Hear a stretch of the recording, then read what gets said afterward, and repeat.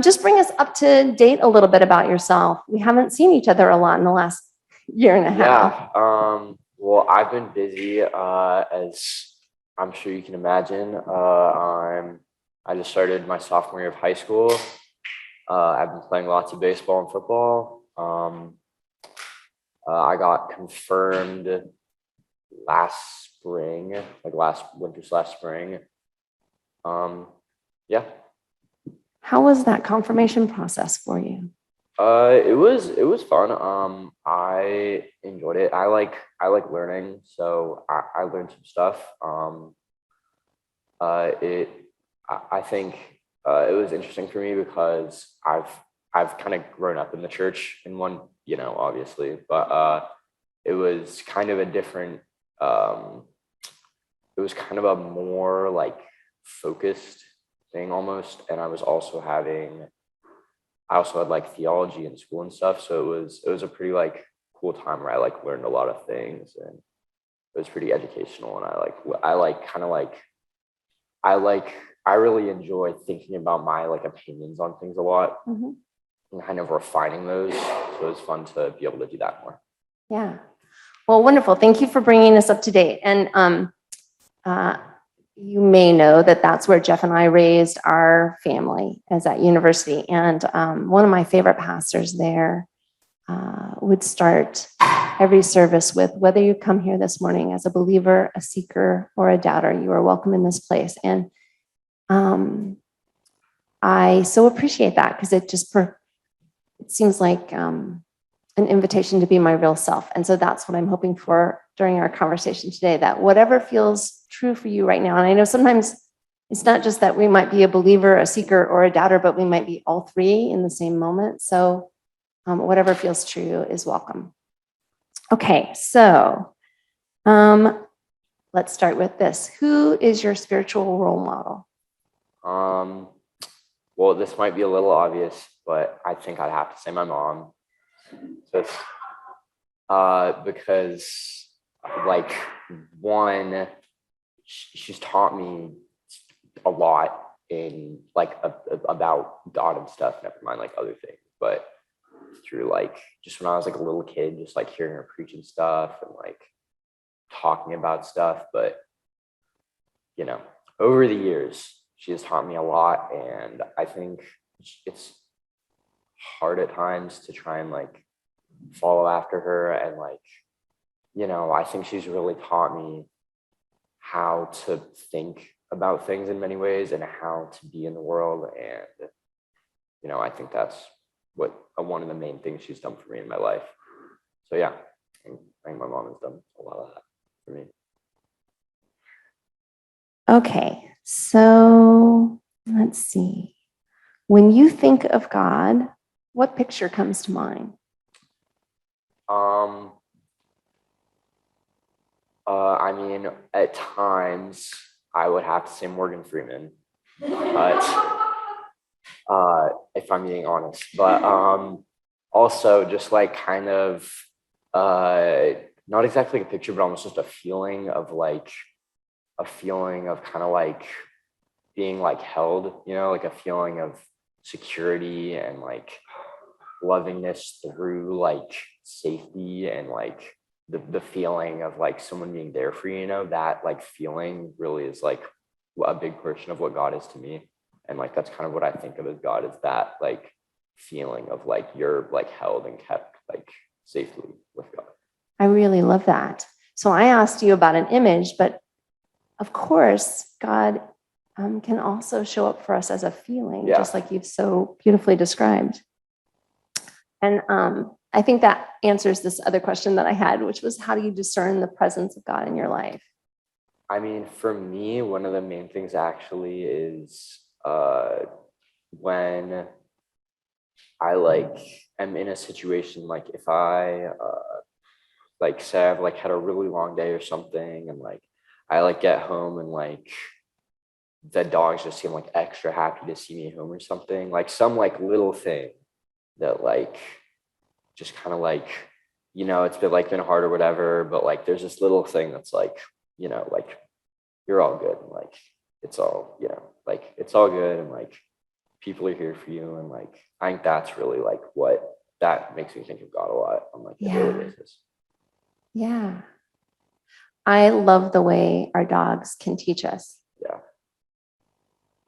I had a dog who would follow me from room to room. And the best thing was if she could be near me, if she could go with me, no matter what silly, stupid errand I went on. And I used to think, I want to be like this with God. Yeah. I want to be like what matters most to me is that I'm near God, and that no matter what silly errand God has for us, I'm so excited. Let's go. Yeah. Yeah. That's very cool. Yeah. How do your friends or family support you in your faith? I think one main way is really like making me like think about it a lot, like I think my mom especially and my dad and stuff are very self-reflective people. So I think they pass that on to me in a way that makes me be self-reflective about my faith, and like having conversations about that, and really like thinking about it, and like being like, what do I think? What do I believe about this? What do I agree with this? Do I disagree with this? Like, what do I think? And I think over the years that's really like that's changed and that's refined. And I think also like that I've like gone to lots of churches, and like I've experienced lots of different like bits of Christianity has refined my personal faith over the years, which I think I've been noticing over the past year, which I think is interesting, I guess.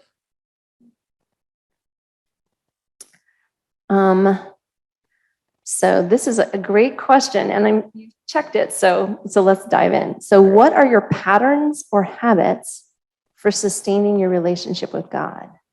Okay, well, for me, it's once again this thing that's changed over the years, but recently I have really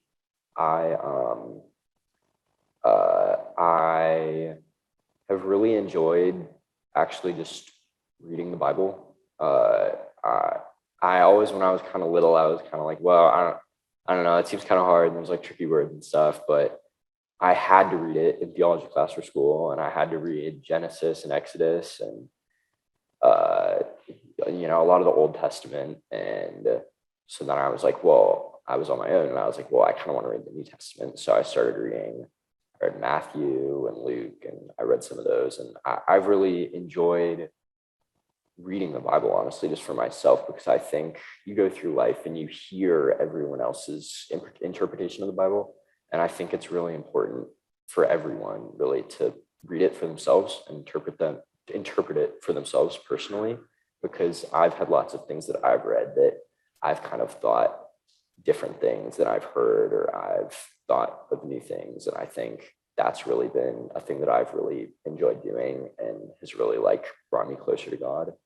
I think also just prayer in general, but I think really reading the Bible consistently has been pretty great for me. I've really enjoyed it, and I think it's really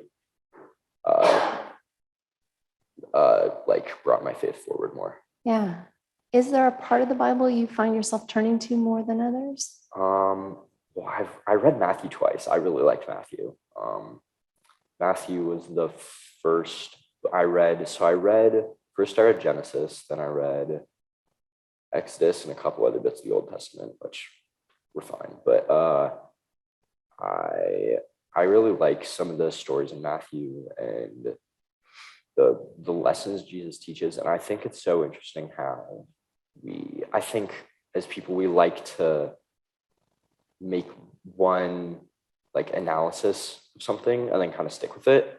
But I think what's really more productive is if we, at least in my opinion, if we like read this thing and then we think about it and we think, oh, maybe this is what he meant, or maybe this is what he meant. And kind of, instead of trying to pick one, kind of just keeping all of them in mind. And maybe he meant all these different things because it's Jesus. So, but I think really reading those stories and reading all the things that Jesus talked about and the lessons that he taught has been really interesting, and I've really enjoyed learning about that. I really want to lift up what you just said. This thing about maybe it's all of them. And it makes me think about the fact that we have 4 gospels, and they could have picked one. Yep. They could have said, nope, what you get is Matthew, or what you get is John, or no, it's Luke. Or Mark, right? But they gave us all 4. And there's some gift of generosity and grace in that we don't have to pick one. But I hear you saying even more, we don't have to pick one interpretation of each gospel either. And I love that. So thank you. That's really cool. Okay. What is your favorite part of church? For me, my favorite part of church has always been the sermon. At least in UCC worship services, I've always enjoyed the sermon the most. I really like listening to my mom preach, which I've done a lot over the years, and that's always been I've always loved hearing that. I also do like listening to the scripture readings. For me, honestly, the singing isn't my favorite thing, but there's some songs I like, but I really You picked 2 great hymns for me after I pressed you. Yeah. Well, and I really like Christmas songs. I love Christmas carols and stuff. So around Christmas time, maybe that changed a little bit. But for most of the year, my favorite part is definitely the sermon and the scripture. And I think it's also funny for me. I always find myself thinking, like, when there's a sermon going, I always think like, I always kind of like find myself thinking about like what they're saying and kind of going like, kind of like reassessing it for myself and kind of like branching off from that. And then I kind of think about it some more, or I kind of like often when there's the scripture reading and then there's about to be a sermon about the scripture reading, I kind of like think about the scripture reading and kind of like not make my own sermon in my head, but kind of like make my own little like perception of it in my head and I kind of compare it to what the pastor then says, which I enjoy doing. Yeah, for sure. For sure. That's actually one of my favorite things about being a sermon maker and giver is that it's this special invitation to sit with a particular story or a particular scripture for a week or more. Mm-hmm. And that has changed my relationship to the Bible, getting to that week in and week out. Okay, so you said your least favorite part is music. So I'm just, I think that like you, it took me a long time to like hymns. And the Christmas hymns, which I've known and loved in a different way. It makes me think maybe we're holding on to the wrong thing when we keep trying to use these hymns. Have you had other music experiences in church or on your own or at camp, like music that speaks more to you about your faith? Or do you think it's just not a music thing? Well, I mean, I like listening to music. I just think the way I learn and kind of like process teachings isn't really, I just always remember how like lots of the time in like elementary school and stuff, they would like get us to like learn stuff through like a song, mm-hmm. And that would never be really the way I like got it. And I think that's, I don't really know because this isn't how I work, but I'm sure for some people, maybe it's like the hymns they kind of learn from the same way I would learn from scripture. Yeah. So I think it's interesting and I've tried to, I don't know. I get more out of scripture and reading it and listening to it, but I enjoy listening to the hymns. Yeah. I think I just haven't really like got to the point where I get as much of the lesson out of the hymns yet. Okay. No, I think, and that's important to remember that one of the reasons we have such a hymnody that we do is because there's a long part of church history when people were pretty illiterate. Yeah. And that was a way to teach those, just like stained glass was a way to teach that people didn't need to be able to read the scriptures, but now luckily most of us can. Yeah. Let's see. Do you think this is a hard time to be a person of faith? Okay, well, I think this is an interesting one because I think for me personally, I don't know. I think it's interesting because one, I live in Seattle, which I think can be a relatively like hostile place to faith. but then I go to Catholic school. So I do think it's a bit of a like, I was thinking about this, and I think about this not infrequently, and I think we talk about this, and I think it really does depend on the place, but I think really right now is a time where the same way I was saying earlier, like it's good to, in my opinion, it's good to try and like take a bit of everything and formulate your own opinion. I think lots of places are, for one reason or another, fairly unwilling to, they formulate that opinion, and then at a certain point, they're unwilling to add to it, which I think then when everyone has their own separate blocks does make it a bit more difficult. So I do think if we could be in a place where everyone was kind of learning a bit from each other and taking that, would be more productive and also easier to be a person of faith, because I think there's lots of places in the country and the world where it's easier to be a Christian or whatever because more people are than Seattle, for example. But then if you're a different kind of Christian or whatever, you're Muslim or Jewish or whatever, then that could be difficult. So I think really the overall lesson is that lots of people right now, I think, and I don't think this is just right now, I think Jesus talked about this some, so I think it must have been even way back then, is that people in general don't really want to change their opinion too much, because I think it's kind of scary, honestly. It is. If you've known this thing for so long, to think about changing it and adjusting and adding to it can be difficult and scary. And I think many people are scared of change in general, which I am too. I don't think we by nature are. But I think that can make it relatively difficult to be a person of faith in certain situations. Thank you. Okay, so I started with the modern word was from Frederick Buechner, and he was just in my heart as I was preparing this time. But there's another great quote he has about God's call,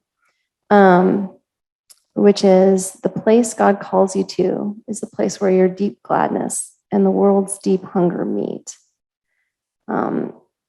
And he went on to say that, you know, if you were a creative person and you were using that creativity, that might be God's call for you. But if you were using it to sell cigarettes, maybe not so much. So I like to always think about the gifts we've been given and where they best fit, as he says, the world's deep hunger.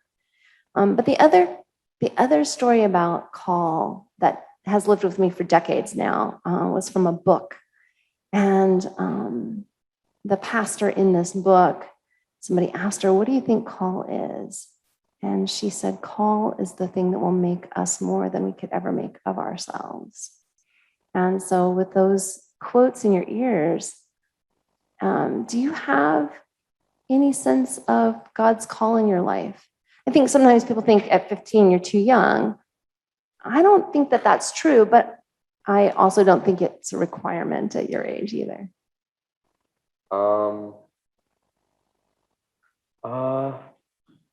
I mean, I am working to be a baseball player in my life. That's my goal. I think, though, everyone does develop their sense of calling throughout their life. And I do think there is a sense of, I've heard the first quote many times, my mom told me about that one too. And I think it's funny, if I can use you as an example. I know when she was 15, she did not think she was going to be a pastor or anything, but that's what ended up happening. And I think everyone throughout life, I think maybe part of God's plan for you can be that you don't know. And I think that can be a really valuable thing, actually, and that maybe you change paths and stuff happens. But I mean, for me, honestly, what I really would love to be a baseball player and be able to help people who can't play sports and stuff. And I think, because that's been a really great thing in my life. So kind of share that with people who don't have it. I think that's a meeting of what brings me joy and what the world needs. Well, finding what we love and sharing it with people who maybe don't have Yeah. that sounds like moving into God's call or Yeah. God's plan, even if it isn't the full picture. I mean, I would say that for me at 50, I'm not sure that as much as I try to follow God's callings, that means it's the full picture. So, well, thank you very, very, very much for sharing yourself with us and for letting us see into your faith journey a little bit. And I think it's a blessing anytime we can share like this, because it lets us know one another a little better. But it also invites everyone who's listening, everyone here in the sanctuary, everyone on Zoom, to think again about their life. And maybe, as you said, question something they think they decided or that they already knew. So thanks again.